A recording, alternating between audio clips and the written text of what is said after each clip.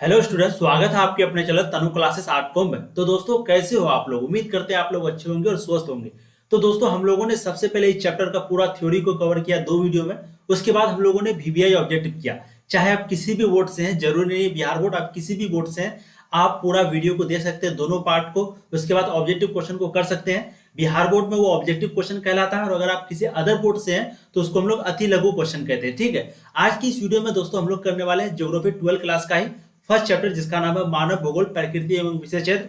उसी का दोस्तों हम लोग वीवीआई सब्जेक्टिव क्वेश्चन को करेंगे, जिसमें आपका शॉर्ट और लॉन्ग दोनों को करेंगे, यानी कि लघु उत्तरीय प्रश्न और दीर्घ उत्तरीय प्रश्न दोनों को करेंगे। और दोस्तों, अति लघु उत्तरीय प्रश्न भी करेंगे, जिसमें आपको मैं एक क्वेश्चन दूंगा जो कि मैं खुद बनाया हूं, एक क्वेश्चन दूंगा और एक ऑप्शन दूंगा, डायरेक्ट आपको आंसर देना है, यानी कि एक आंसर बताऊंगा और एक क्वेश्चन बताऊंगा। ठीक है, अगर आप लोगों ने पार्ट 1 पार्ट 2 को थ्योरी को यानी कि फुल चैप्टर एक्सप्लेनेशन जहां पर किए हैं उसको नहीं देखे हैं, तो उसको प्लीज जाके देखिए, तभी इस वीडियो को देखिए। क्योंकि दोस्तों, फिर से आप वही रटने वाला सिस्टम हो जाएगा। ठीक है, अगर आप डायरेक्ट इस वीडियो को देखिएगा तो फिर आपको लगेगा कि ये रटने वाला चीज है, जबकि ये रटने वाला नहीं है। अगर आप पहला और दूसरा पार्ट को देख लेते हैं, थ्योरी को देख लेते हैं, तो दोस्तों आपसे जितने भी क्वेश्चन मैं आपको कराऊंगा सभी क्वेश्चन आसानी से सॉल्व हो जाएगा। ठीक है, तो चलिए दोस्तों, वीडियो को शुरू करते हैं बिना टाइम बर्बाद किए हुए। इस वीडियो में हम लोग करने वाले हैं अति लघु उत्तरीय प्रश्न। जैसे कि आप देख सकते हैं, अति लघु में आपका ऑब्जेक्टिव आ जाएगा, और कोई अदर बोर्ड से है तो उसका भी जो है क्वेश्चन यहाँ पर सॉल्व हो जाएगा। ठीक है, उसके बाद लघु उत्तरीय प्रश्न करेंगे, शॉर्ट क्वेश्चन करेंगे वीवीआई एनसीईआरटी के अनुसार, जो कि बोर्ड एग्जाम में पूछा जाता है।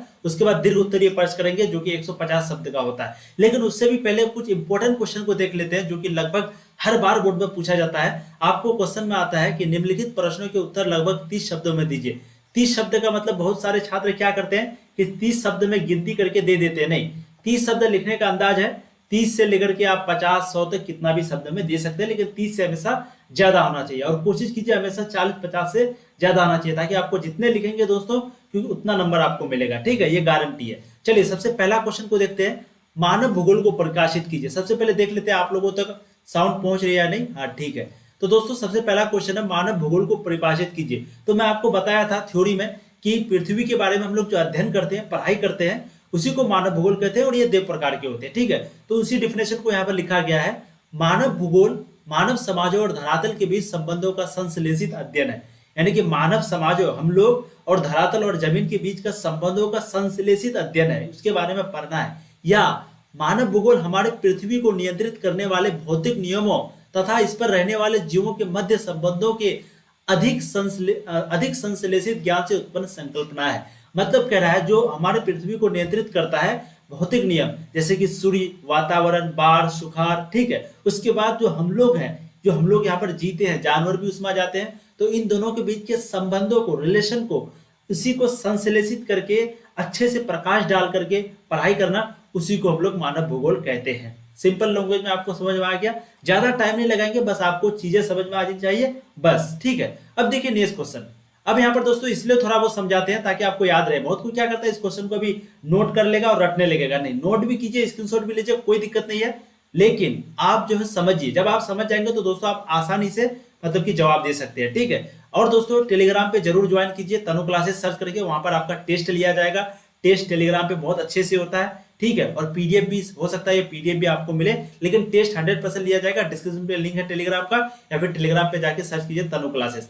अब देखिए नेक्स्ट क्वेश्चन, क्वेश्चन नंबर 2, काफी इंपॉर्टेंट क्वेश्चन है। उसके बाद हम लोग शॉर्ट क्वेश्चन, लॉन्ग क्वेश्चन और अति लघु क्वेश्चन को करेंगे। ठीक है, देखिए, मानव भूगोल के कुछ उप क्षेत्रों के नाम बताइए। आपको पूछ रहा है मानव भूगोल के कुछ उप क्षेत्रों के नाम बताइए। तो मैंने आपको बताया था उप क्षेत्र, प्रमुख क्षेत्र। तो उप क्षेत्र के अंतर्गत आपका 7 मैंने यहाँ पर दे दिया है, आप स्क्रीनशॉट ले लीजिए। सबसे पहला है व्यवहारवादी भूगोल, दूसरा सामाजिक कल्याण का भूगोल, तीसरा है अवकाश का भूगोल, चौथा है सांस्कृतिक भूगोल, पांचवा है लिंग भूगोल, छठा है ऐतिहासिक भूगोल, और सातवां है चिकित्सा भूगोल। तो मानव भूगोल के कुछ उप क्षेत्रों के नाम बताइए, आपको पूछेगा तो आप 3 4 5 6 7 कुछ भी लिख सकते हैं, लेकिन कम से कम 5 लिखेंगे तो आपको 100%। 3 मार्क्स का क्वेश्चन पूछेगा तो 3, 2 मार्क्स का पूछेगा तो 2, 100% दे दिया जाएगा। यानी कि लघु शॉर्ट क्वेश्चन के अंतर्गत ये क्वेश्चन आएगा आपका, मानव भूगोल के कुछ उपक्षेत्रों का नाम बताइए। तो व्यवहारवादी भूगोल, सामाजिक कल्याण का भूगोल, अवकाश का भूगोल, सांस्कृतिक भूगोल, लिंग भूगोल, ऐतिहासिक भूगोल एवं चिकित्सा भूगोल। ठीक है, अब देखिए नेक्स्ट क्वेश्चन, क्वेश्चन नंबर 3, मानव भूगोल किस प्रकार अन्य सामाजिक विज्ञानों से संबंधित है? आप बताइए, मानव भूगोल जो है वो किस प्रकार अन्य सामाजिक विज्ञानों से संबंधित है? तो दोस्तों इसका आंसर हम लोग यहाँ पर लिखते हैं। यहाँ पर क्वेश्चन क्या पूछ दिया, किस प्रकार जो है सामाजिक विज्ञानों से संबंधित है? तो आंसर देखिए, मानव भूगोल का सामाजिक विज्ञान, ठीक है, मानव भूगोल का सामाजिक विज्ञान, मनोविज्ञान, कल्याण, अर्थशास्त्र, समाजशास्त्र, मानव विज्ञान, महिला अध्ययन, इतिहास, महामारी विज्ञान, नगरीय। पहले कलर को चेंज करते हैं, ठीक है। तो मानव भूगोल का सामाजिक विज्ञान, मनोविज्ञान, कल्याण, अर्थशास्त्र, समाजशास्त्र, उसके बाद मानव विज्ञान, महिला अध्ययन, इतिहास, महामारी विज्ञान, नगरीय अध्ययन और नियोजन, राजनीति विज्ञान, सैन्य विज्ञान, जनाकीकी, उसके बाद नगर ग्रामीण नियोजन, उसके बाद अर्थशास्त्र, संसाधन, उसके बाद फिर आपका अर्थशास्त्र, कृषि विज्ञान, उसके बाद औद्योगिक अर्थशास्त्र, व्यवसायिक अर्थशास्त्र, वाणिज्य, पर्यटन और यात्रा प्रबंधन तथा अंतरराष्ट्रीय व्यापार आदि सामाजिक विज्ञानों से गहरा संबंध है। तो मानव भूगोल का सामाजिक विज्ञान जो है वो इन क्षेत्रों से, जितने क्षेत्र के बारे में मैं आपको बताया, तो इन क्षेत्रों से उसका संबंध है, ठीक है। तो आपको इसमें मेनली याद रखना है मनोविज्ञान, कल्याण अर्थशास्त्र, समाजशास्त्र, महिला अध्ययन, इतिहास, महामारी विज्ञान, नगरीय अध्ययन, नियोजन, अर्थशास्त्र। तो जितने भी दिमाग में आपका आ जाएगा, व्यवसायिक जितने भी क्षेत्र है, ठीक है, औद्योगिक क्षेत्र, कृषि क्षेत्र, पर्यटन क्षेत्र, वाणिज्य क्षेत्र, अंतरराष्ट्रीय व्यापार, समाज, तो सबके बारे में लिख देना। तो कभी भी ये क्वेश्चन आ जाए कि मानव भूगोल किस प्रकार के अन्य सामाजिक विज्ञानों से संबंधित है, तो डायरेक्ट आप जो है इस तरीके से आंसर दे सकते हैं, ठीक है। अपने मन से जो भी आ जाए, बस आपको शुरुआत करना आंसर का मानव भूगोल का सामाजिक विज्ञान, उसके बाद मनोविज्ञान से, कल्याण अर्थशास्त्र से, नियोजन से, राजनीति विज्ञान से, सैन्य विज्ञान से, जनांकीकी से, ग्रामीण नियोजन से, इनसे संबंध है। अब देखिए कुछ पहले दीर्घ उत्तरीय प्रश्न, जिसको हम लोग बोलते हैं, 150 शब्दों में लिखने के लिए कहा है, लेकिन कम से कम आप 1 से 1.5 पेज तक लिखेंगे। जो लाइन हटा करके लिखते हैं वो 1 से 1.5 पेज, और जो एक एक लाइन को छोड़ के लिखते हैं वो कम से कम 2 से 2.5 पेज को लिखेंगे, तभी आपको 5 मार्क्स मिलेगा, ठीक है। तो दीर्घ उत्तरीय प्रश्न करने के बाद फिर हम लोग अति लघु उत्तरीय प्रश्न, जिसमें से मैं आप लोगों के लिए बनाया हूं एक क्वेश्चन और एक आंसर या फिर 2 आंसर, ठीक है। ये आपको ऑब्जेक्टिव में भी काम दे देगा। जैसे कि भूगोल की 2 मुख्य शाखाएं हैं, तो आपको ऑप्शन ए में दे देगा, बी में दे देगा और सी में लिख देगा ए बी दोनों, तो आपको ए बी दे देना, ठीक है। तो इस तरह से आपको अति लघु कराएंगे। उसके बाद फिर अति लघु कराने के बाद फिर दीर्घ उत्तरीय प्रश्न, पहले तो लघु उत्तरीय प्रश्न, उसके बाद फिर दीर्घ उत्तरीय प्रश्न। इसलिए वीडियो पर प्लीज आखिर तक बने रहे। उससे पहले एक छोटी सी रिक्वेस्ट, चैनल को सब्सक्राइब कीजिए, और ये जो जितने भी मैं करा रहा हूँ, ठीक है, बहुत कोई आप लोग में से बहुत कोई कमेंट कर रहे हैं कि सर लाइव आइए, लाइव पर आइए, लेकिन देखिए यूट्यूब का एक कंडीशन है जिसमें बोल रहा है कि 1000 सब्सक्राइबर पहले पुराइए तभी लाइव आ सकते हैं। यूट्यूब का एक रूल है। तो प्लीज आप लोग शेयर कीजिए व्हाट्सएप ग्रुप पे, टेलीग्राम पे या फिर कॉन्टैक्ट पे कॉल करके शेयर कीजिए, क्योंकि इस तरह का आपको नहीं पढ़ाई जा रही होगी। जो शुरू से थ्योरी को पढ़े हैं, लेक्चर 1 लेक्चर 2 पे अटेंड किए थे, जो ऑब्जेक्टिव को पढ़े उसको मालूम होगा किस तरीके से यहाँ पर पढ़ाई होती है। आर्ट्स में दोस्तों आपको यूट्यूब पे कोई भी ऐसा चैनल नहीं मिलेगा जहाँ पर इस तरीके से पढ़ाई होती है जैसे कि मैं आपको पढ़ा रहा हूँ। आप एक बार प्लीज चैनल पर जाकर के बाकी सब सब्जेक्ट को भी देख लीजिए। पॉलिटिकल इकोनॉमिक्स का तो हम लोग स्टार्ट करने वाले हैं, बाकी पॉलिटिकल ज्योग्राफी का कर ही रहे हैं और हिस्ट्री का भी कर रहे हैं, ठीक है। तो आप लोग जरूर जाके देखिए। अब देखिए निम्नलिखित प्रश्नों का उत्तर लगभग 150 शब्दों में दीजिए। सबसे पहला क्वेश्चन जो है वो है मानव के प्राकृतिकरण की व्याख्या कीजिए। यहाँ आपको ज्यादा समझाएंगे नहीं, बस आंसर को दे देंगे और जिसको समझना है वही पार्ट 1 पार्ट 2 को देख लीजिए, ठीक है। तो मानव के प्राकृतिकरण की व्याख्या कीजिए। मानव इस सुंदर ब्रह्मांड का अंग बनकर अपने आप को बहुत सौभाग्यशाली समझता है। मनुष्य जो है इस सुंदर ब्रह्मांड यानी कि खूबसूरत पृथ्वी पर पैदा लेकर के वो सोचते हैं कि मैं बहुत बड़ा भाग्यशाली, सौभाग्यशाली समझता है, ठीक है, घमंड करता है। प्रौद्योगिकी की किसी समाज के सांस्कृतिक विकास के स्तर की सूचक होती है। मानव प्रकृति के नियमों को अच्छे ढंग से समझने के बाद ही प्रौद्योगिकी, ये क्या है, प्रौद्योगिकी का विकास कर पाया। उदाहरण के लिए घर्षण। तो मानव जो है इस पृथ्वी पर पैदा होने के बाद समझता है कि मैं बहुत बड़ा भाग्यशाली हूँ, किस्मत वाला खुद को समझता है और प्रौद्योगिकी का नियम को नहीं जानता है कि मानव अगर यहाँ पर जीता है तो सबसे पहले वो पत्ते वगैरह लपेटता था अपने ऊपर, फिर उसको हटा करके वस्त्र बनाने लगा, फिर पहले खाता था कच्चा मांसाहारी मांस कच्चा खा लेता था, लेकिन बाद में उसको पका के खाने लगा। तो मानव ये चीज को नहीं देखता। तो देखिए मानव प्रकृति के नियमों को अच्छे ढंग से समझने के बाद ही प्रौद्योगिकी का विकास कर पाया, यानी कि लैब का विकास कर पाया। यानी कि जो चीज हम लोग पहले नहीं करते थे, धीरे धीरे पहले जैसे मान लेते कंप्यूटर था, कंप्यूटर से मोबाइल पर, स्मार्टफोन और भी छोटी छोटी डिवाइस पर आ जाती है, तो मानव धीरे धीरे कर पाया। ये किसके अनुसार, प्रकृति के नियमों को अच्छे ढंग से समझने के बाद ही हुआ। ये सब जो जो चीज अवेलेबल था पूरी दुनिया में पृथ्वी पर, वो चीज का हम लोग यूज करके ये सारा चीज को बनाए हैं, ठीक है। तो प्रौद्योगिकी का विकास कर पाया। उदाहरण के लिए घर्षण और ऊष्मा की संकल्पनाओं के अग्नि की खोज में हमारी सहायता की। यानी कि घर्षण और ऊष्मा जो है वो हम लोगों को अग्नि की खोज में, आग पहले तो नहीं था ना, तो आग की खोज में हम लोगों को कौन कौन घर्षण, पहले के जमाने में लोग पत्थर और पत्थर को टकरा करके तभी आग निकालते थे, और ऊष्मा जो गर्म होता था उससे आग निकालते थे, ठीक है। तो इससे हम लोगों को आग की पता चला कि अच्छा आग भी कोई चीज होता है। इसी प्रकार डीएनए और आनुवंशिकी के रहस्यों की समझ ने हमें अनेक बीमारियों पर विजय पाने के योग्य बनाया। और इसी प्रकार डीएनए, ठीक है, और आनुवंशिकी के रहस्यों की समझ ने हमें अनेक बीमारियों पर विजय, यानी कि बहुत सारे बीमारी का हमको पता चला डीएनए और आनुवंशिकी से, ठीक है। ये कहीं कहीं पे आनुवंशिकी लिखा हुआ रहता है लेकिन आनुवंशिकी होता है। तो आनुवंशिकी से हम लोगों को पता चला बहुत प्रकार की बीमारी के बारे में। उसके बाद अधिक तीव्र गति से चलने वाले यान विकसित करने के लिए हम वायु के नियमों का प्रयोग करते हैं। उसके बाद जो हम लोग वायुयान यानी कि एरोप्लेन को उड़ाते हैं, तो उस एरोप्लेन को क्या क्या नियम, प्रकृति का नियम को देखिए, हम लोग अध्ययन किए कि किस तरीके से हवा में उड़ सकता है, कितना ग्रेविटेशन लगता है, हवा उसको कितना रोकता है, या हवा रोकता है या नहीं रोकता है, ठीक है। तो विकसित करने के लिए हम वायु की गतियों का, यानी कि जो वायु चलता है उसका नियम को समझे। उसके बाद प्रकृति का ज्ञान प्रौद्योगिकी को विकसित करने के लिए महत्वपूर्ण है। और प्रकृति का ज्ञान यानी कि चांद जो है वो कितना दूर है, हवा जो है कितनी गति पर चलता है, उसको कितना घर्षण से खींचता है पृथ्वी, तो ये सारे चीज को जो है हम लोगों ने पढ़ा। यानी कि प्रकृति का जब तक हम लोग अध्ययन नहीं करेंगे तो हम लोग कोई भी चीज नहीं कर सकते हैं, ठीक है। तो प्रकृति का ज्ञान हम लोगों को अच्छा चाहिए कोई भी लैब को, कोई भी चीज को विकास करने के लिए। उसके बाद महत्वपूर्ण है और प्रौद्योगिकी मनुष्य पर पर्यावरण की बंदिशों को कम करती है। मनुष्य प्राकृतिक संसाधनों पर प्रत्यक्ष रूप से निर्भर है, और मनुष्य जो है डायरेक्ट निर्भर है प्राकृतिक संसाधनों पर। मान लेते हैं अभी सोना नहीं मिलेगा, मेटल नहीं मिलेगा, तो उससे बनने वाले जितने भी तार है, या फिर सिल्वर नहीं मिलेगा तो उससे जो तार बनता है, तांबा नहीं मिलेगा तो उससे जो तार बनता है वो भी नहीं बनेगा। तो हम लोग किस पर डिपेंडेंट है? प्राकृतिक चीजों पर। ऐसे समाजों के लिए भौतिक पर्यावरण माता प्रकृति का रूप धारण करता है। ऐसे समाजों में भौतिक पर्यावरण माता प्रकृति का रूप धारण करता है। तो आपको कभी भी ये क्वेश्चन पूछे मानव के प्राकृतिकीकरण की व्याख्या कीजिए, तो आप इस तरीके से लिख सकते हैं जो कि मैंने आपको बताया 3-4 ढंग से, कि हम लोग उस पर कैसे कैसे क्या क्या हम लोगों को सहायता किया। घर्षण और उष्मा जो आग पर सहायता किया, डीएनए और आनुवंशिक जो हम लोगों को बीमारियों के बारे में बताया चला, वायुयान जो उड़ाते हैं तो उसके लिए हमको वायु का नियम को पढ़ना पड़ता है। तो इससे हम लोगों को क्या पता चलता है कि हम लोग प्रत्यक्ष रूप से डायरेक्ट हम लोग जो है इस पर डिपेंडेंट है। किस पर? प्रकृति का नियम पर।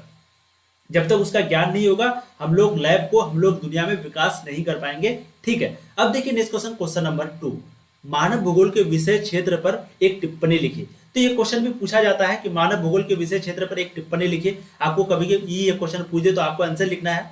मानव भूगोल मानव जीवन के सभी तत्वों तथा अंतराल जिसके अंतर्गत वे घटित होते हैं के मध्य संबंध की व्याख्या करने का प्रयत्न करती है। इसी प्रकार मानव भूगोल की प्रकृति अत्यधिक अंतर विषयक पृथ्वी तल पर पाए जाने वाले मानवीय तत्वों को समझने व उनकी व्याख्या करने के लिए मानव भूगोल सामाजिक विज्ञानों के सहयोगी विषयों जैसे सामाजिक विज्ञान, मनोविज्ञान, कल्याण अर्थशास्त्र, समाजशास्त्र, मानव विज्ञान, इतिहास, महामारी विज्ञान, नगरीय अध्ययन और नियोजन, राजनीति विज्ञान, सैन्य विज्ञान, जनांकिकी, नगर अर्थशास्त्र, संसाधन अर्थशास्त्र, कृषि विज्ञान, औद्योगिक, व्यावसायिक अर्थशास्त्र, वाणिज्य विकसित करती है। मतलब यहाँ पर आपको कह रहा है कि मानव भूगोल के विषय क्षेत्र पर एक टिप्पणी जब भी लिखने जाएगा तो आपको लिखना है मानव भूगोल जीवन के सभी तत्वों का अंतराल है। मतलब कि मानव भूगोल के बारे में आपको एक तरह से पूरी चीज को लिख देना है, उसके विषय क्षेत्र के बारे में, कैसे कैसे करके मानव यहाँ पर काम करते हैं, कैसे कैसे उस पर डिपेंड है और किस किस क्षेत्र पर काम करते हैं। तो उसमें आपको ये क्षेत्र के बारे में लिख देना, समाज विज्ञान, मनोविज्ञान, अध्ययन, राजनीति विज्ञान, सैन्य विज्ञान, जनांकी, ग्रामीण नियोजन अर्थशास्त्र, संसाधन अर्थशास्त्र, कृषि विज्ञान, औद्योगिक अर्थशास्त्र, व्यावसायिक अर्थशास्त्र। तो ये 5, 6, 7 को याद करके आपको लिख देना है, ठीक है। और भी बहुत चीज लिख सकते हैं। देखिए कभी कभी आपको क्या होता है, एक छोटा सा टिप्स देना चाहते हैं आपको, जैसे कि 5 नंबर का क्वेश्चन पूछ दिया और 100% है कि 150 शब्द से ज्यादा लिखना है, लेकिन आप 150 नहीं मात्र 30 वर्ड जानते हैं। तो आप क्या कीजिए, शुरू में कम से कम 30 शब्द लिख दीजिए, ठीक है। उसके बाद बीच में आप कुछ भी लिखिए लेकिन उस टॉपिक से मिलना चाहिए। जैसे अब मानव भूगोल के बारे में आपको पूछ रहा है तो मानव भूगोल उस टॉपिक में थोड़ा बहुत आना चाहिए, या फिर मानव भूगोल वर्ड को ही थोड़ा बहुत लिख रहे हैं क्वेश्चन के बीच में, बीच का बात कर रहे हैं तो मानव भूगोल थोड़ा बहुत उसमें आना चाहिए। उसके बाद फिर उस 300 शब्दों को फिर बाद में लिख देना है। इससे पेज भी आपका भर जाएगा और आपको नंबर 100% मिल जाएगा। लेकिन क्वेश्चन का आंसर नहीं आए तब, ठीक है। ऐसा नहीं कि आप शुरू में ही आप कर दिए और ऐसा ही नहीं कि उसकी वजह से पढ़े नहीं, ऐसा नहीं करना है। चलिए अब बात करते हैं अतु लघु उत्तरीय प्रश्न, जो कि मैं आप लोगों के लिए बनाया हूँ, काफी इंपॉर्टेंट तरीके से बनाया हूँ। जो अभी तक VBI ऑब्जेक्टिव वाला वीडियो नहीं देखे हैं वो भी जाकर के देख लीजिए प्लीज, डिस्क्रिप्शन पे लिंक है। इसके बाद उस वीडियो को जरूर देखिएगा, ऑब्जेक्टिव सॉल्व हो जाएगा। और कोई अगर अदर बोर्ड से है, कोई दूसरा बोर्ड से है, तो उसको अति लघु प्रश्न उसका क्लियर हो जाएगा उससे, ठीक है। काफी इंपॉर्टेंट चैप्टर है। अब देखिए अति लघु उत्तरीय प्रश्न और उसके उत्तर के बारे में पढ़ते हैं। उससे पहले देख लेते हैं आप लोगों के पास आवाज जा रही है या नहीं। हाँ, आवाज क्लियर आ रही है। भूगोल की दो मुख्य शाखाओं के नाम बताइए। तो भूगोल की दो मुख्य शाखाओं का नाम है क्रमबद्ध भूगोल और प्रादेशिक भूगोल। ठीक है, क्रमबद्ध भूगोल और प्रादेशिक भूगोल। मानव भूगोल की परिभाषा बताइए। तो जब भी मानव भूगोल के बारे में पूछे तो आपको सिंपल वर्ड में डेफिनेशन देना है। मानव भूगोल वह विज्ञान है जिसमें हम मनुष्य तथा वातावरण के पारस्परिक संबंधों का क्षेत्रीय आधार पर अध्ययन करते हैं। तो मानव भूगोल, यहाँ पर ये नहीं पूछा कि भूगोल किसे कहते हैं। भूगोल मतलब होता है जिसमें हम लोग पृथ्वी के बारे में पढ़ते हैं, पृथ्वी के बारे में, पृथ्वी पर जो घटना होती है इसके बारे में पढ़ते हैं, उसको भूगोल कहते हैं। लेकिन मानव भूगोल पूछा है तो मानव भूगोल क्या है? एक विज्ञान है। मानव भूगोल एक पढ़ाई है, अध्ययन है, जिसमें हम लोग मनुष्य और वातावरण जो होता है उसके बीच का जो पारस्परिक संबंध है या फिर डायरेक्ट संबंध, इनडायरेक्ट संबंध है, उसके बारे में अध्ययन करते हैं, उस क्षेत्र के बारे में अध्ययन करते हैं, उसी को हम लोग मानव भूगोल कहते हैं। ठीक है, अब देखिए नेक्स्ट क्वेश्चन, क्वेश्चन नंबर 3। एक अध्ययन विषय के रूप में मानव भूगोल का उद्भव कब हुआ? ये क्वेश्चन 2 नंबर में पूछा भी गया है। पूछ रहा है कि एक अध्ययन विषय के रूप में मानव भूगोल, यानी कि मानव भूगोल को हम एक स्टडी के रूप में ले लिए, एक पढ़ाई के रूप में लिए, ये कब हुआ? तो लगभग 15वीं शताब्दी के उत्तरार्ध से लेकर 18वीं शताब्दी की अवधि को खोज का युग कहा जाता है। कब से कब? 15वीं शताब्दी से लेकर के उत्तरार्ध से लेकर 18वीं शताब्दी तक, 15 से 18वीं शताब्दी तक की अवधि को खोज का युग कहा जाता है। उस समय सबसे ज्यादा खोज होता था। इस युग में मानचित्र निर्माण की खोज, मतलब देश का खोज, जैसे कि भारत का खोज हुआ और कोई देश का खोज हुआ और कोई देश का खोज हुआ, तो इस युग में मानचित्र निर्माण की विधियों का गुणात्मक विकास हुआ। इसी के साथ साथ विश्व के विभिन्न भागों में खोज यात्राओं के द्वारा विस्तृत सूचनाएं एकत्रित की गई। तो यहाँ आपको कह रहा है कि इस युग में जो है मानचित्र निर्माण की, यानी कि पूरा वर्ल्ड मैप एक प्रकार का तैयार हुआ। ठीक है, इसी के साथ साथ विश्व के विभिन्न भागों में खोज यात्राओं के द्वारा विस्तृत सूचनाएं, सभी देशों के बारे में बहुत ज्यादा जानकारी मिली। ठीक है, तो आपको पूछ देगा। इसी के बाद हम लोगों को जो है मानव भूगोल का, यानी कि मानव भूगोल का अध्ययन का एक प्रकार से उद्भव हुआ। ठीक है, कैसे हुआ आपको समझ में आ गया? 15वीं शताब्दी के बीच खोज बहुत ज्यादा जो हुआ ना, तो आदमी को थोड़ा बहुत करके जानकारी मिली उन देशों के बारे में जिस चीज के बारे में हुआ। अब आदमी को और लग गया कि नहीं, और जानकारी चाहिए। ये जानकारी कैसे मिलेगा? तो प्रकृति पर निर्भर हो गया, मेटल वगैरह सब कुछ इंतजाम करने लगा। ठीक है, अब देखिए नेक्स्ट क्वेश्चन। एल्सवर्थ हंटिंगटन ने मानव भूगोल को किस प्रकार परिभाषित किया है? आपको पूछेगा एल्सवर्थ हंटिंगटन ने मानव भूगोल को किस प्रकार, तो ये आदमी जो है, ये आदमी जिसका नाम है एल्सवर्थ हंटिंगटन ने मानव भूगोल को किस प्रकार परिभाषित किया है? तो क्वेश्चन को थोड़ा सा समझते हैं। तो ये आदमी यानी कि एल्सवर्थ हंटिंगटन, ठीक है, के अनुशासन मानव और पर्यावरण के संबंध गतिशील है। इसके अनुसार है, यहाँ पर लिखा हुआ अनुसार है। ठीक है, तो अनुसार मानव और पर्यावरण के संबंध गतिशील है, ना कि स्थिर। मतलब ये कह रहा है, ये आदमी कह रहा है कि मानव और पर्यावरण के संबंध गतिशील है, ना कि स्थिर। मतलब कि ये गतिशील है, स्थिर नहीं है। और ऐसे भी सही बात है, पृथ्वी भी चलते रहता है, वातावरण सब कुछ चलते रहता है, मानव भी क्रियाशील है। और मानव और प्रकृति की भूमिकाएं सक्रिय एवं निष्क्रिय दोनों ही होती है। और मानव और प्रकृति की जो भूमिका है वो सक्रिय और निष्क्रिय दोनों ही होती है। मानव निरंतर ही क्रिया एवं प्रतिक्रिया में संलग्न रहता है। मानव के विकास की कहानी स्थान एवं समय दोनों ही संदर्भों में मनुष्य के अपने भौगोलिक वातावरण के साथ अनुकूल की प्रक्रिया है। ठीक है, तो यहाँ आपको सिंपली कह रहा है कि मानव जो है और पर्यावरण के संबंध वो गतिशील है, ये स्थिर नहीं है, ये रुका हुआ नहीं है। और मानव और प्रकृति जो है एक तरह से सक्रिय भी है और निष्क्रिय दोनों ही होती है। और मानव जो है वो हमेशा क्रिया करते रहते हैं, प्रकृतिया में लगा हुआ रहता है, संलग्न मतलब लगा हुआ रहना। और मानव के विकास की कहानी जो है स्थान, कहानी एवं समय दोनों ही संदर्भों में मनुष्य के अपने भौगोलिक वातावरण के साथ अनुकूलन प्रक्रिया है। ठीक है, अब देखिए क्वेश्चन नंबर 5 को। क्वेश्चन नंबर 5 काफी इंपॉर्टेंट है। बर्नार्डे वेरेनियस ने अपनी पुस्तक जियोग्राफिया जनरेलियस सामान्य भूगोल को किन दो भाग में विभाजित किया? व्याख्या कीजिए। आपको पूछ रहा है बर्नार्डे वेरेनियम ने अपनी पुस्तक जियोग्राफिया क्या लिखा हुआ है? जनरलिस, यानी कि जिसको हम लोग बोलते हैं जनरल भूगोल, जनरल ज्योग्राफी, किन दो भागों में विभाजित किया? तो इसका जो राइट आंसर है वो है सामान्य और विशिष्ट। सामान्य भूगोल में संपूर्ण पृथ्वी को एक इकाई मानकर इसके लक्षणों का विवेचन किया गया। इस पुस्तक के द्वितीय भाग विशिष्ट भूगोल में अलग अलग प्रदेशों की बनावट का वर्णन किया गया। तो बर्नार्ड वेरेनियस ने अपनी पुस्तक जियोग्राफिया जनरलिस के दो भागों में विभक्त किया गया, यानी कि दो भागों में बांटा। एक है सामान्य जनरल और एक है विशिष्ट। सामान्य भूगोल में संपूर्ण पृथ्वी को एक इकाई मानकर इसके लक्षणों का विवेचन किया है, दूसरा वाला बुक में। और इस पुस्तक के द्वितीय भाग विशिष्ट भूगोल में अलग अलग प्रदेशों की बनावट का वर्णन किया गया। तो दो भाग में बांटा गया था, एक सामान्य ज्ञान, एक विशिष्ट सामान्य। विशिष्ट सामान्य ज्ञान में जो है भूगोल का संपूर्ण पृथ्वी को एक इकाई मानकर उसका जो है अध्ययन किया गया है, करवाया गया है। अब देखिए नेक्स्ट क्वेश्चन, क्वेश्चन नंबर 6।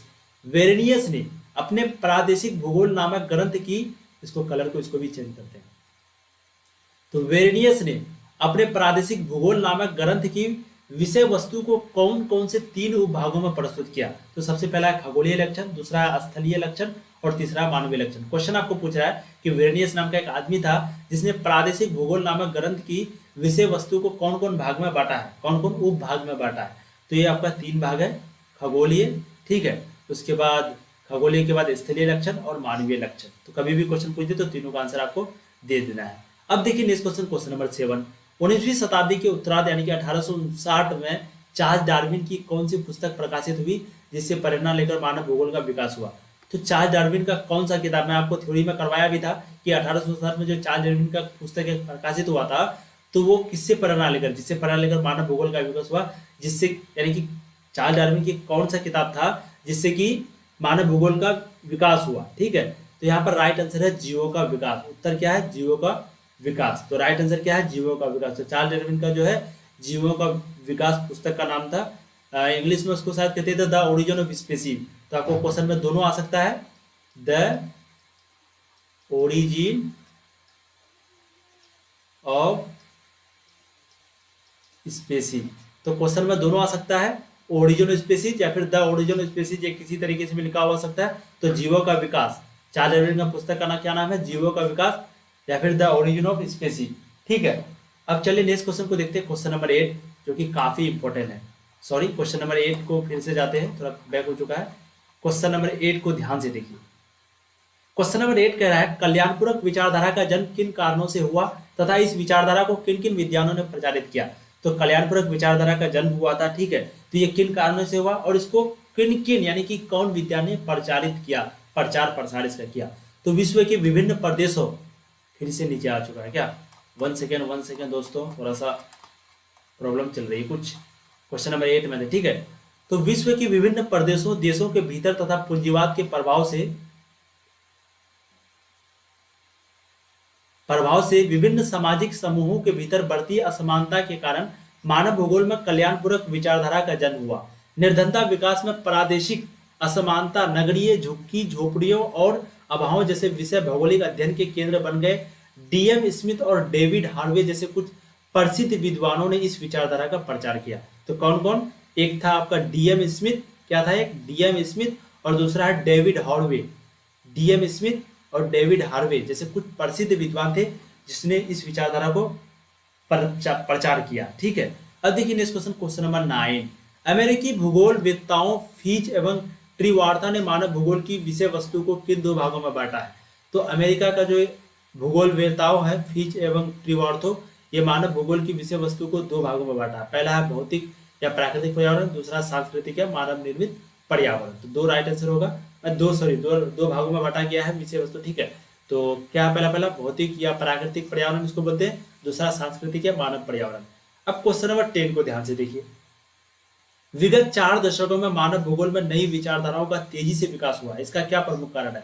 तो 4 दशकों में नई विचारधारा का बहुत तेजी से मतलब कि प्रसार हुआ, विकास हुआ है, इसका क्या प्रमुख कारण? तो प्रमुख कारण बता रहा है पिछले 4 दशकों में मानव भूगोल में नई विचारधाराओं को तेजी से विकास होने का मुख्य कारण है मानव भूगोल में मानवीय परिघटनाओं के प्रतिरूपों के वर्णन के साथ पर इन प्रतिरूपों के पीछे कार्यरत प्रक्रिया को समझना है। इस प्रक्रिया में मानव भूगोल का अब अधिक मानवीय हो गया। मतलब आपको कह रहा है कि मानव भूगोल में इस पृथ्वी पर जो भी घटना होती है तो इस घटना को वर्णन किया जाता है थोड़ा बहुत करके, उसी के स्थान पर जो है इन प्रतिरूप का जो वर्कर है वो प्रक्रियाओं को समझता है, पीछे की कार्यरत इसके पीछे की चीजों को समझता है। इस प्रक्रिया में मानव भूगोल अब अधिक मानवीय हो गया, जिससे कि मानव भूगोल अधिक मानवीय हो गया।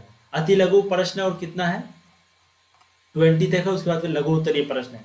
और वीडियो थोड़ा लंबी बन रही है बट ये क्वेश्चन को अगर आप देख लेते हैं तो 100% गारंटी देते हैं। इधर थोड़ा छोटा छोटा क्वेश्चन है, ठीक है, उसके बाद फिर आपका सभी क्वेश्चन 100% कंप्लीट हो जाएगा। देखिए क्वेश्चन नंबर 11, ट्रांडहाइम के शहर में सर्दियों का क्या अर्थ है? तो ट्रांडहाइम एक शहर है, उसके अंदर सर्दियों का क्या अर्थ है? तो पहला है प्रचंड पवने और भारी हिम, महीनों तक आकाश अदीप्त रहता है और महीनों तक जो है आकाश में अंधेरा छाया हुआ रहता है। तो सबसे पहला नाम क्या है? शहर में सर्दियों का क्या अर्थ है? तो पवने और भारी हिम, प्रचंड पवने और भारी हिम। प्रचंड मतलब बहुत ज्यादा विशाल पवन हवा और भारी हिम। ठीक है, अब देखिए नेक्स्ट क्वेश्चन, क्वेश्चन नंबर 12। 1970 के दशक में मानवतावादी, आमूलवादी और व्यवहारवादी विचारधाराओं का जन्म हुआ। इन विचारधाराओं के कारण मानव भूगोल का कितना क्या है, प्रासंगिक बना। ठीक है, तो इसका राइट आंसर है मात्रात्मक क्रांति से उत्पन्न असंतुष्टि और अमानवीय रूप से भूगोल के अध्ययन के चलते मानव भूगोल में 1970 के दशक में 3 नई विचारधाराओं का जन्म हुआ। इन विचारधाराओं के अभ्युदय से मानव भूगोल सामाजिक राजनीतिक यथार्थ के प्रति अधिक प्रासंगिक बना। तो राइट आंसर ये उतना इंपॉर्टेंट क्वेश्चन नहीं है। क्वेश्चन नंबर 13 को हम लोग देखते हैं। पॉल विडाल द्वारा व्यक्त की गई मानव भूगोल के संदर्भ में परिभाषा बताइए।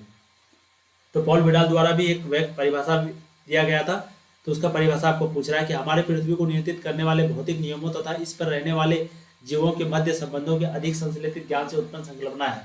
MA गोल्डन सीरीज पासपोर्ट 2 उच्च माध्यमिक भूगोल वर्ग 1295। तो यहाँ आपको कह रहा है कि हम लोग पृथ्वी को नियंत्रित करने वाले भौतिक नियम जो होते हैं, नेचुरल नियम, उसको पढ़ते हैं। नियमों तथा इस पर रहने वाले जीवों को मध्य संबंधों के अधिक संश्लेषित ज्ञान से उत्पन्न संकल्पना है। और MA गोल्डन सीरीज पासपोर्ट 2 उच्च माध्यमिक भूगोल वर्ग, तो ये जो है आपका एड्रेस वगैरह दिया हुआ है। ठीक है, अब देखिए नेक्स्ट क्वेश्चन, क्वेश्चन नंबर 14।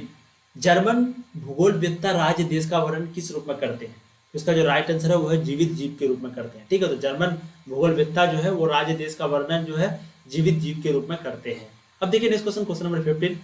सड़कों, रेल मार्गों और जल मार्गों के जाल का प्रायः किस रूप में वर्णन किया जाता है?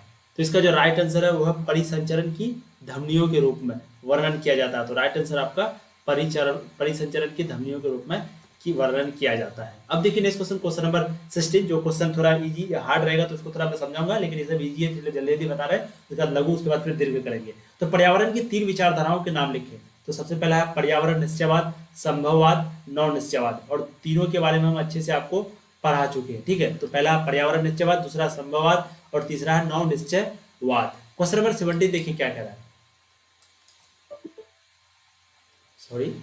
क्वेश्चन नंबर 17 देखिए क्या कह रहा है। किस भूगोलवेत्ता ने मानव भूगोल के सिद्धांत नामक पुस्तक लिखी?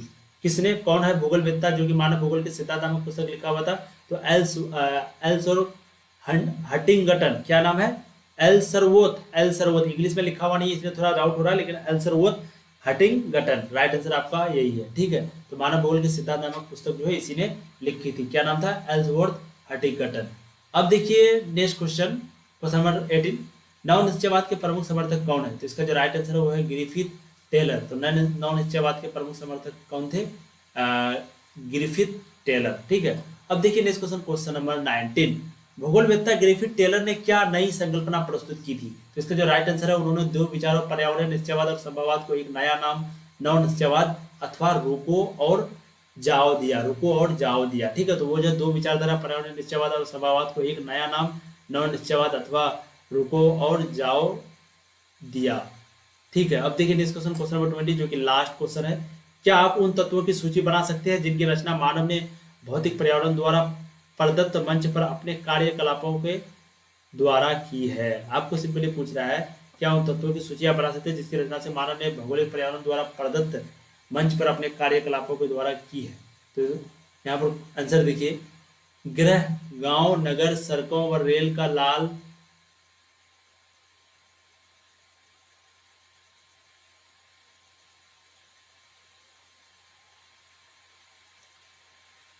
गृह, गांव, नगर, सड़कों व रेलों का जाल, उद्योग, खेत, पतन, दैनिक उपयोग में अपने वाले वस्तुएं तथा भौतिक संस्कृति के अन्य सभी तत्व भौतिक वातावरण पर्यावरण द्वारा प्रदत्त संसाधनों का उपयोग करते हुए मानव द्वारा निर्मित है।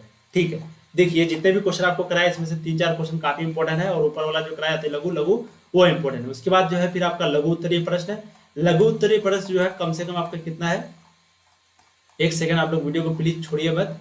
लघु उत्तरीय प्रश्न जो है कम से कम आपका 13 है। उसके बाद फिर दीर्घ उत्तरीय प्रश्न जो कि 300 से 400 से 500 करके लिखा हुआ है, वो लगभग आपका जो है मतलब कि लगभग आप मान लीजिए लगभग आपका 10-12 क्वेश्चन होगा। तो उसको अगर करेंगे दोस्तों तो वीडियो काफी लंबी बन जाएगी। ऑलरेडी 30 मिनट प्लस वीडियो हो चुका होगा, तो उस समय वीडियो और लंबी बन जाएगी। इसलिए आप लोग क्या कीजिए, ये वीडियो होने के बाद फिर शॉर्ट और लॉन्ग क्वेश्चन को कराएंगे। ठीक है, शॉर्ट लॉन्ग क्वेश्चन को करने के बाद फिर हम लोग नेक्स्ट चैप्टर को ज्योग्राफी का शुरू करेंगे। आप लोगों से बस एक छोटी सी रिक्वेस्ट है, पहली बार चैनल पर आए वीडियो को लाइक कीजिए, शेयर कीजिए अपने दोस्तों को, टेलीग्राम पे, व्हाट्सएप ग्रुप पे, अलग अलग कॉन्टैक्ट पे, कॉल पे उसको बताइए कि इस तरह की पढ़ाई होती है, बिल्कुल साइंस के जैसा नोट्स करके chapter by chapter, line by line पढ़ाई होती है, उसको बताइए।